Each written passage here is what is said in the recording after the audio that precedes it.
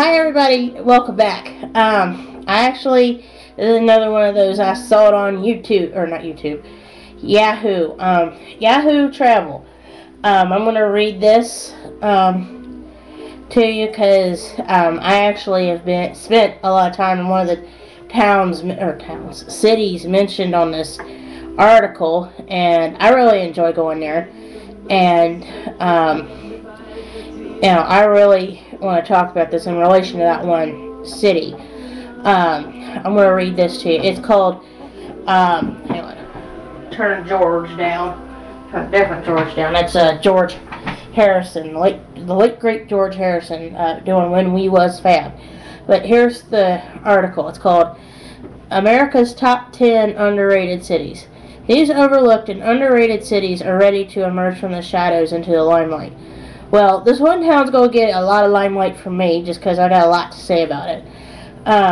But this is by Sherman's Travel editorial staff. I'm going to read this verbatim to you guys, so don't try to accuse me of plagiarism, children. Don't think so. Okay, says here, everybody knows cities like New York, San Francisco, and Chicago are among the best in the U.S., but there are many other fabulous, albeit smaller, American cities that don't get their fair share of the spotlight. Whether their proximity to a larger metropolis stills their thunder or a recent city makeover remains undiscovered by the masses, the cities on our list are oft overlooked by even the savviest of travelers. If you're looking to broaden the scope of your trips to include some less talked about places with great art scenes, friendly locals, delectable cuisine, and or rich history, excuse me, then add one of our 10 most underrated U.S. cities in your must-see list today. First one's Providence. It's the creative capital of Providence, Rhode Island.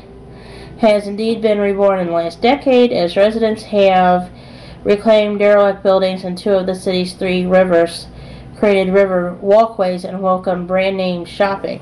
Today, visitors can take a gondola ride through downtown or on selected dates between June and October. Enjoy the light of 100 bonfires along Providence's three rivers as part of the Water Fires events, an evening fire sculpture festival set to music. When you add in a burgeoning dining scene, rich New England history, the new Chase Center at the Museum of Art, Rhode Island School of Design, it displays twice as much art as before, a monthly gallery night in a renowned performing arts scene. This underrated city seems tailor-made for a quick and fulfilling getaway.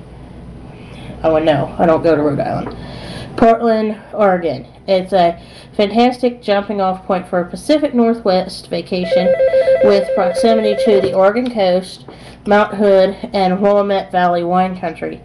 But there's also much to see in the city limits too, as the City of Roses boasts beauty and culture aplenty. Atop at the Portland Museum of Art is a must for art enthusiasts, as is the monthly First Thursdays tour when downtown galleries stay open late. The promise of tax-free shopping plus the bustling Saturday outdoor food and arts market from late March to December means plenty of retail therapy in this underrated city too. Then there's Baltimore, Maryland, with native blue crab seasoned with Old Bay are reason enough to visit Baltimore, but there's much more to experience in this waterfront downtown. And it's like Mount Vernon neighborhood, Hotel Braxton, and there was a few movies set there like Female Trouble, Pink Flamingos, and Hairspray, and Crybaby, from John Walters. Sports fans will also find no shortage of outlets since Baltimore is home to the Orioles, like the bird, not the cookie, the Orioles baseball team, Ravens football team, and the Preakness, the second leg of the Triple Crown. Yeah, and they mentioned the other leg of the Triple Crown here. Fort Lauderdale, of course, is the Ritz-Carlton, which used to be the St. Regis, is just opened up. Fort Lauderdale's beaches rival to Miami Beach. Houston, Texas. Everything's bigger in Texas. Kansas City. I've been to Kansas City. It's nothing to write home to mom about. But, you know, they talk about the Arabia Steamboat Museum there in Kansas City. Of course, they talk about, like I mentioned before, Louisville. You know, somebody once asked me to say that town's name a couple times, so I go, Louisville.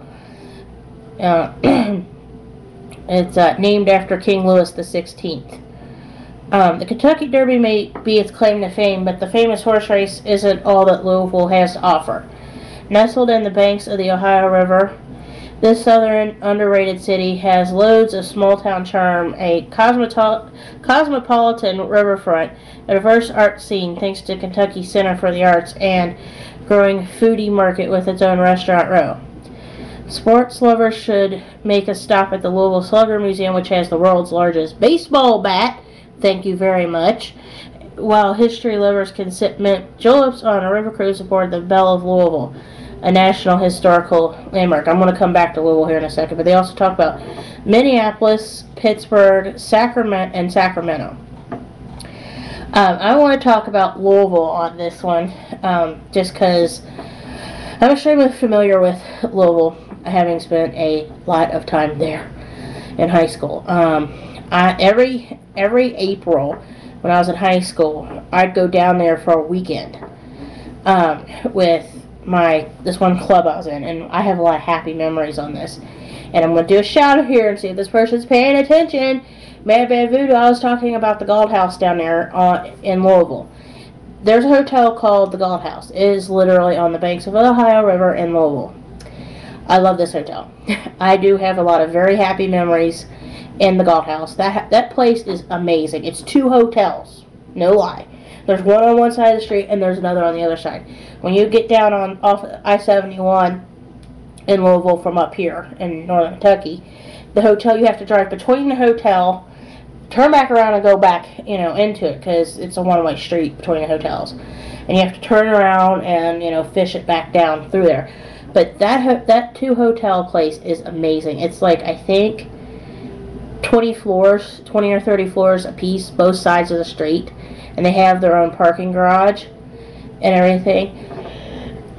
Excuse me. But I love that hotel. That hotel is amazing. It's got its own restaurants. You can actually catch a trolley ride, for example, from there to the Hard Rock Louisville. And, like, the Louisville Slugger Museum is down there near the Gold House. The University of Louisville, who, it's right there down the street from the Gold House on the southern side of Louisville. I mean, I really, and I'm going to do a plug for the Kentucky Derby here and everything. I can actually tell you the Kentucky Derby even affects northern Kentucky. This is how major this horse race is. Actually, and believe it or not, I know this for a fact because I worked at a hotel in Florence, Kentucky, which is a couple counties over. The Kentucky Derby, it not only helps Louisville's revenue, but it helps the whole state's revenue, especially up here in northern Kentucky. So does the Kentucky Speedway. But what it is the Kentucky Derby, actually, we end up with people in Florence staying for the Kentucky Derby, and it's 90 minutes south. I'm not joking. I mean, I really, really want to encourage everybody to come, to Kentucky, not only for the Kentucky Derby, but to go to Louisville and just see the stuff down there. Like I mentioned earlier, Louisville has the world's largest Louisville Slugger. So if you're into sports, go down there, okay? And like they say, the Kentucky Derby is the fastest 3 minutes in sports. So I want to thank you guys for watching, and I have one more video to do.